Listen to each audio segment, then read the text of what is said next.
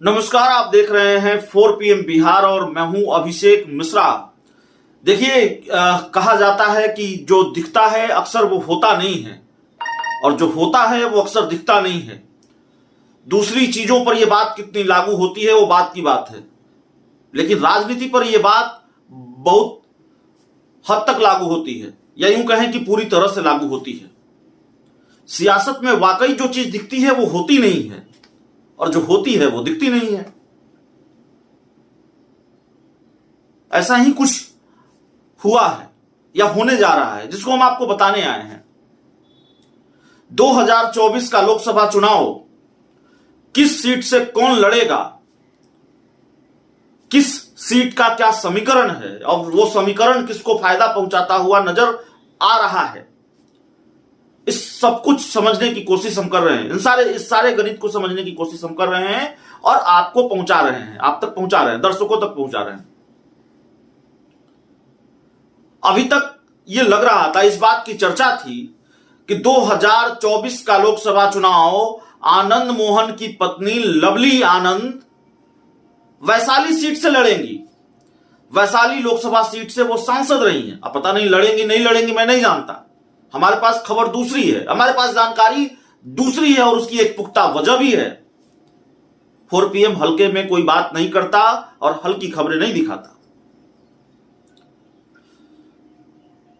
जो पूर्व सांसद आनंद मोहन की पत्नी हैं लवली आनंद, वो काराकाट लोकसभा सीट से चुनाव लड़ने जा रही हैं। इसीलिए हमने शुरुआत में कहा, जो दिखता है वो होता नहीं, जो होता है वो दिखता नहीं है। दिख ये रहा था कि लवली आनंद वैशाली लोकसभा सीट से चुनाव लड़ सकती हैं।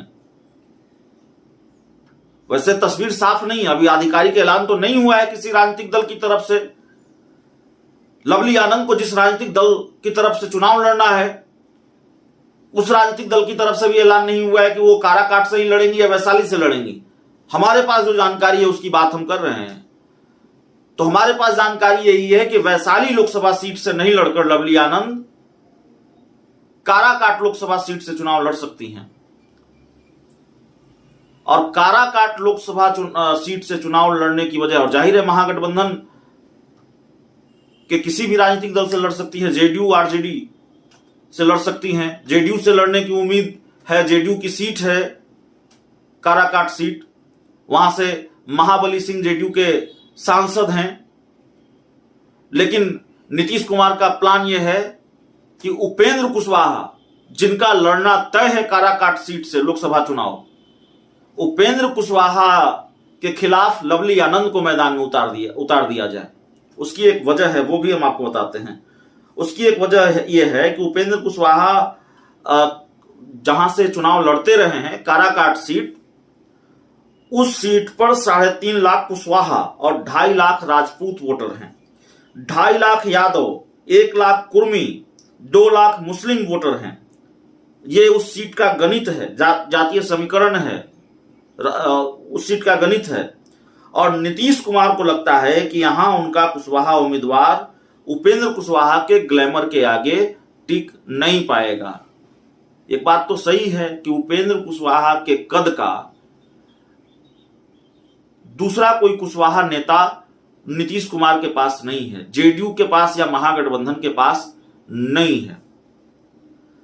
तो इसीलिए नीतीश कुमार को लगता है कि उपेंद्र कुशवाहा के चेहरे की जो चमक दमक है, उसके आगे उनके किसी कुशवाहा नेता की चमक दमक फीकी पड़ जाएगी।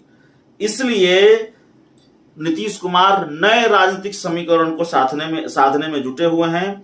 काराकाट क्षेत्र की नवीनगर विधानसभा से लवली आनंद 1996 में उपचुनाव जीतकर विधायक बने थी।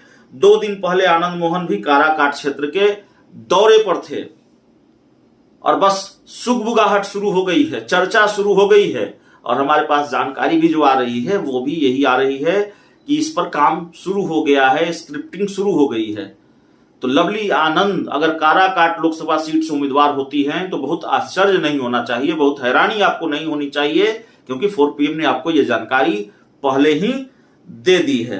वैसे काराकाट लोकसभा क्षेत्र से 2024 में उपेंद्र कुशवाहा सांसद बने थे।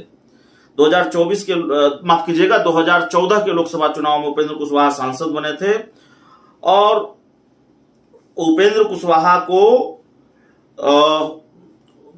कुशवाहा ने माफ कीजिएगा पैच